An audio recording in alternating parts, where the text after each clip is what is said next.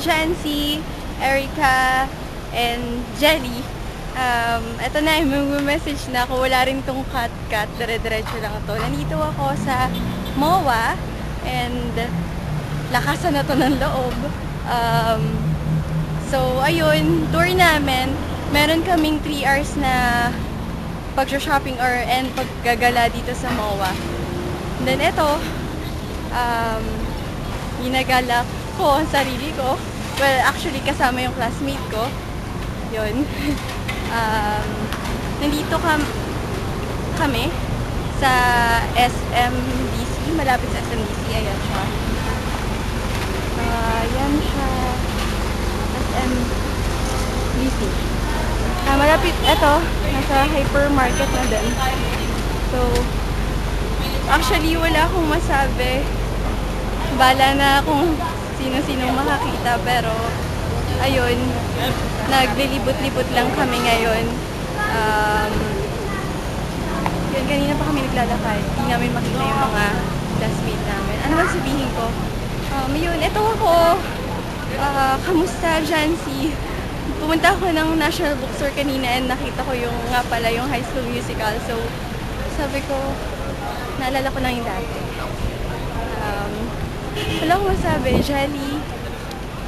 Jelly, sana kasama rin kita dito, or si Erica na mag-mall ulit.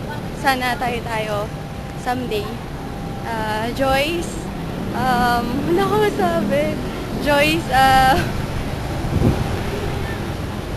wait lang. Pinakabahan ako, ayun. Joyce, kamusta na?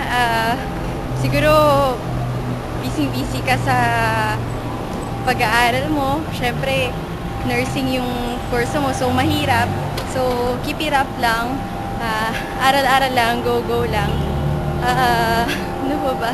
So, andito na kami sa home of the good guys, SMDC. Yun. Sorry guys kung ngayon lang ako nakagawa ng video. Busy din kasi meron din akong video para sa YouTube ko. Check out nyo na lang, Iris Cleo. Yun lang, magkadikit siya, Iris Cleo. So, dito kami sa may parking lot sa labas ng Mall of Asia. And nakakapagod na. Kailangan namin bumalik ng mga 1 or 12 para magtanghalian. Ayun. So, yun lang. Wala ko talaga masabi. Pero next time,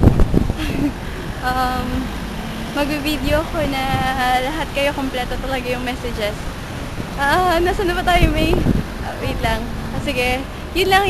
Bye. Miss you guys. Super miss you. Yun. Lakas na to ng loob. So, bye.